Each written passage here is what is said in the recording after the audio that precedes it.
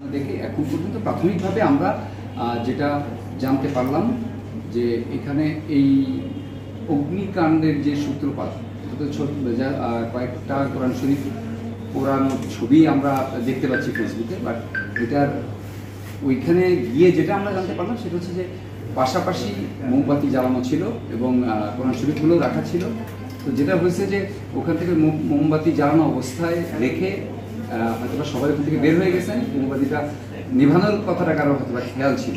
এরপরে কোনোভাবে বাতাসে বা ঝড়ে টরে কোনো একটা কিছুতে মোমবাতিটা কাঁধে পড়ে যাওয়াতে ওই একটা বা দুইটা কোরআন শরীফে আগুন লেগে যায় এবং ওইখান থেকে হচ্ছে আপনার ওই তাকে যেই কোরআন শরীফ কয়টা রাখা ছিল তোমার এরকম করে মানে 3-4টা কোরআন শরীফের ওখানে আগুন লাগে। এটাই আমরা প্রাথমিকভাবে এটাই জানতে পারছি এবং আমাদের 3টা টিম ওই জায়গাতে ছিল, প্রত্যেকেরই প্রতিবেদন একই রকম পাওয়া গেছে।